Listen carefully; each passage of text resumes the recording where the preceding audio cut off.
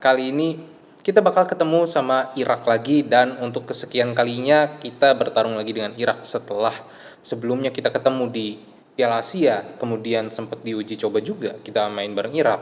Di kualifikasi Piala Dunia juga kita ketemu lagi dan nanti kita bakal ketemu lagi di kualifikasi Piala Dunia putaran kedua.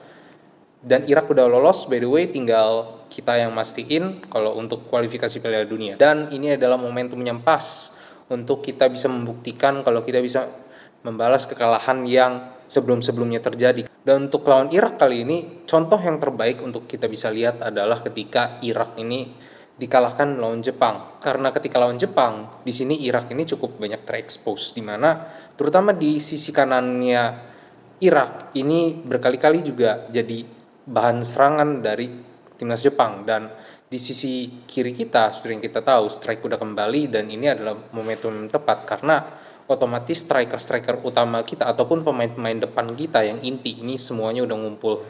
Dan terutama dari sisi kiri, ini akan jadi momentum yang pas. Dan salah satunya yang berhasil adalah gol pertama, di mana di situ mulai dari tengah, build up-nya Jepang ini dibuat dari tengah dan para pemain Irak di sisi kanan ini ketarik ke tengah dan pada akhirnya nyisain pemain Jepang yang kosong dan di situ banyak kombinasi yang terjadi maupun penetrasi dan ini bisa kita terapkan di permainan kita nanti. Kita punya Marcelino, kita punya Strike yang bisa kerjasama juga dengan Witan yang sering juga untuk bergerak ke tengah maupun agak sedikit lebih ke kiri. Intinya dengan ketiga pemain yang ada ini kita bakal fleksibel banget di lini depan. Dan sementara tugas dari lini tengah khususnya Ivar Jenner dan Nathan Joaon dan juga terutama tiga pemain belakang ini, tugas utamanya mereka juga adalah menghentikan bola-bola atas yang diserangkan oleh para pemain Irak, karena pemain Irak sendiri juga dari pertandingan-pertandingan sebelumnya cenderung bermain dengan bola-bola atas yang merupakan kekuatan mereka, yaitu fisik dan badannya juga yang cenderung tinggi. Yang pasti untuk para pemain Indonesia satu hal aja sih, seperti yang kita tahu, wasit sudah ditentukan dan salah satu wasit yang akan memimpin di laga ini adalah wasit Thailand ketika di pertandingan-pertandingan sebelumnya yang memimpin pertandingan Indonesia. Jadi yang nggak usah terlalu dihiraukan, lakukan aja yang terbaik di mana kita bisa bermain baik seperti biasanya.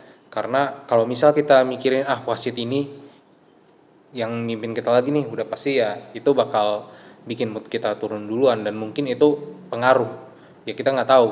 Tapi ya moga-moga ini nggak berpengaruh juga sama mereka.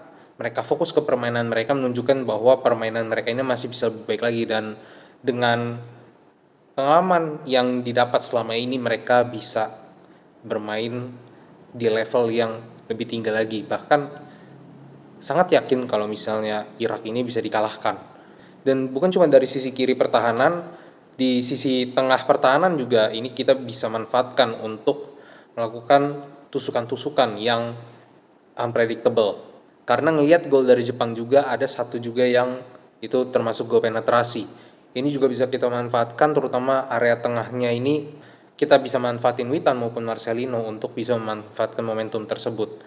Tapi jangan lupa juga yang mereka lawan itu sebelumnya Jepang dan kali ini mereka akan lawan Indonesia yang notabene ini lawannya bisa dibilang sepadan atau mungkin buat mereka dengan kemenangan-kemenangan yang sudah mereka raih, mereka menganggap kalau Indonesia ini ya jelas lawan yang berada di bawah level mereka gitu. Tapi kita bisa tunjukin kalau kita bisa berada di atas, bahkan mungkin minimal menyamakan lah, tapi kita bisa bermain dengan kapasitas yang lebih bagus. By the way, pelatih Irak di konferensi persnya dia tuh udah bilang kalau di konferensi persnya dia tuh bener-bener di konferensi